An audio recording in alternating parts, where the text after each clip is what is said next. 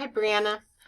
First of all, you have done a really good job on this essay, this whole project. I mean, what a project. This has got to have taken you so much time and so much work, and you really have done a really good job. There's a lot of great things happening here. I have added quite a few comments. Most of them are just little things, little tips and just pointing out a few things. So if you look at all my comments, don't panic. Don't think that I'm like tearing it apart or anything, because you really did do a good job.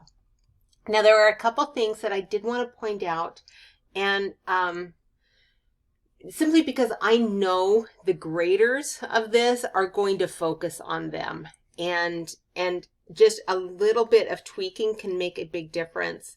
And so I'm going to point them out. I mean, the first thing is going to be citation. Okay, that's key, because that's easy for them to look at. Those are black and white rules, and a lot of times they will focus on those because it's the easiest thing to grade. And then also just tightening up the thesis, and maybe even incorporating some subtitles and subheadings. And I'll explain what I mean in just a little bit. But first of all, the citation, the APA formatting looks great. But as far as the in-text citations and the reference list, they're going to want those to be perfect. And there needs to be a little bit of adjustment there on this. And so let's jump down first to the reference list. Okay, it's right here. And some of these look okay. Most are missing some information or are arranged a little bit wrong. And so I'm going to be sharing with you a couple handouts. I'm sure you already have handouts on this, but I have some good ones that I think help a lot, because this kind of citation work isn't something that anybody really learns or memorizes because they keep changing it up on us. It's something that we all use handouts for. We just copy. So don't worry about thinking you did something wrong in missing some of the elements. It's just finding the right handouts and copying the patterns from the handouts. All right. And so I've got those here. I will pull them up in just a minute. First of all, understand these citations that have the no date, the NDs at the front. No citation will have an ND at the front. Okay, those are always going to be, if there's no date, those are always going to follow the title of the website. These look like websites. Okay. Another really quick thing right here. This looks like, is this the one? Yeah, there's a couple journal articles in here, which are fantastic sources, but these are missing the author's names. Okay, the author's names are really important, so don't forget to do those. Each of these kind of can be tweaked a little bit. And if you look right here, which is the one, this is the one. Okay, this is a great list, a great handout that just has a lot of examples. So find your example. If the source is an academic journal article, follow this pattern right here. Okay, if it is a website, let's see, a lot of yours, there's several of yours that have a website or internet document with no date. This would be the pattern for that. Okay, the no date would follow the title of the website. So just go through and double check all of those, because they will mark them. Okay, also when you do the formatting, make sure that you keep the margins the same as the essay. Okay, so you've bumped them over a little bit here, and it looks like you might have been trying to do the hanging indentation. So let me show you how to do that. Let me just grab some. I should have gotten ready to do this, but I'll do it really quick. I'm going to just copy that, and I'm going to open a Word document. Well, here, I'll just open a new Word document.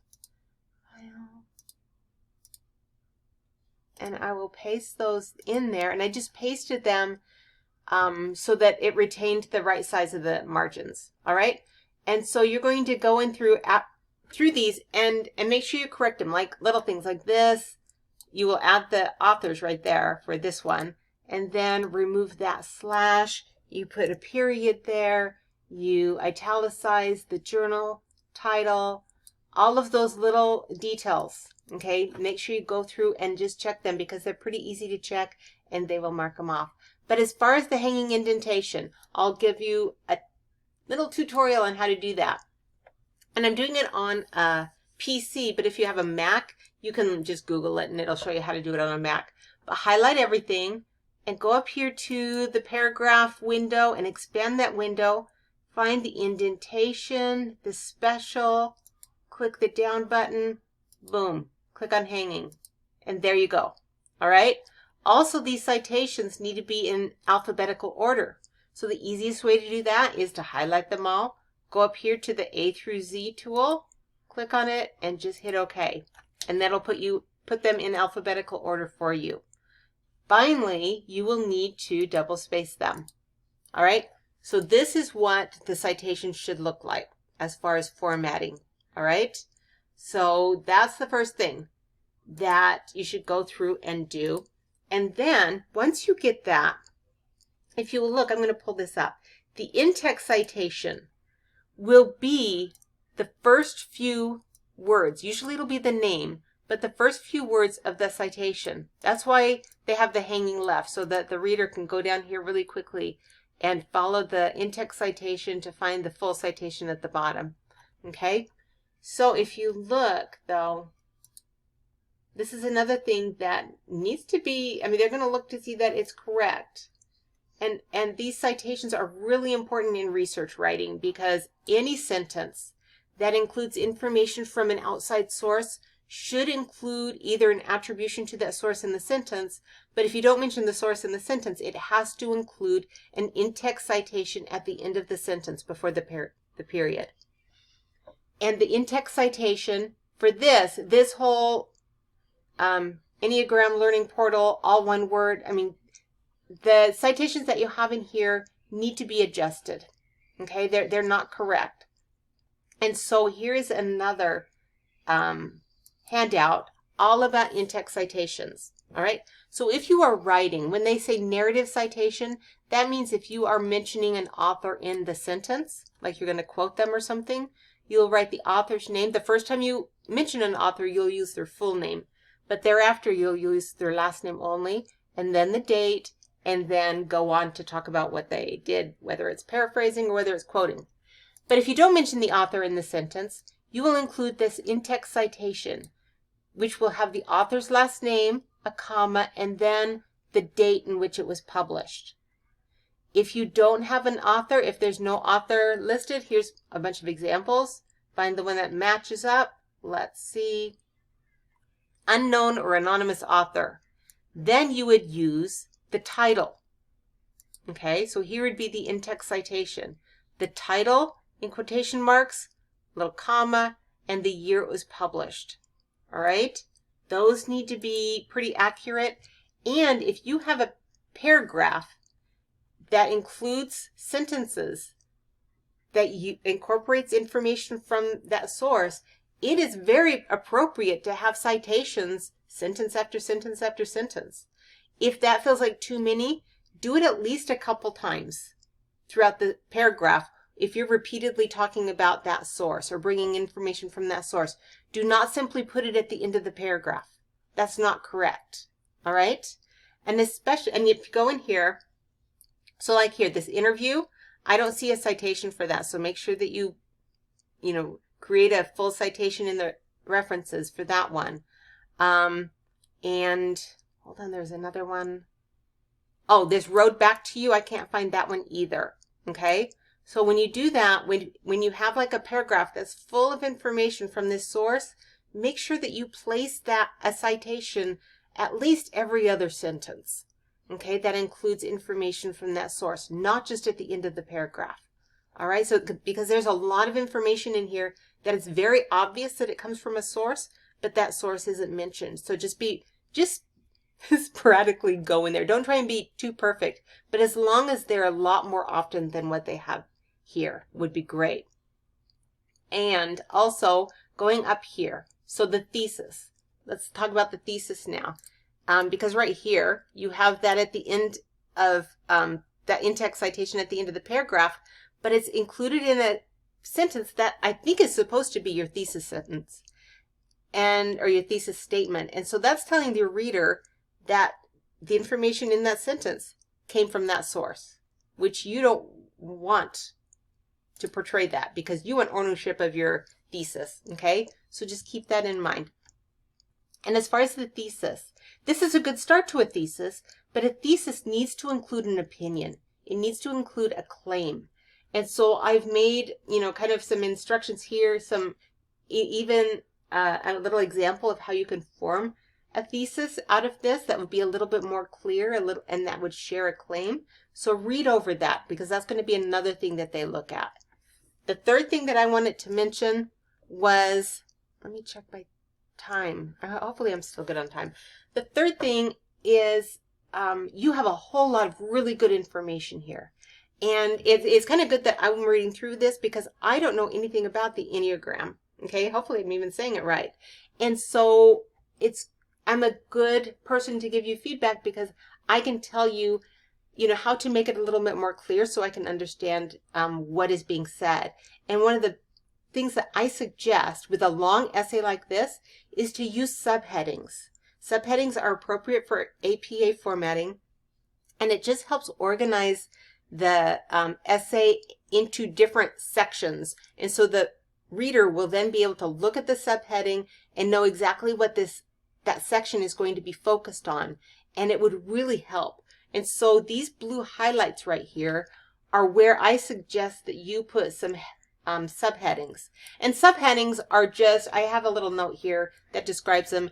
They're little short titles, and they are just flush left and written like capital in, the main words are capitalized and in bold. Okay. And so right here is a section that talks about the original developers of the Enneagram. And so maybe that could be, so that title, it should just be just like 3 or 4 words. So put a little subtitle right before that paragraph that talks about, introduces those original thinkers. Okay. And the second one could be something like the Enneagram is comprised by laws. Okay. That would be a great one for that section. This section where you talk about the specific traits that align with the numbers, you do this whole section so incredibly well. I'm so impressed because that's a lot of really complicated information. So, but include a subtitle as you shift into this new topic, just something that describes that each number represents a trait.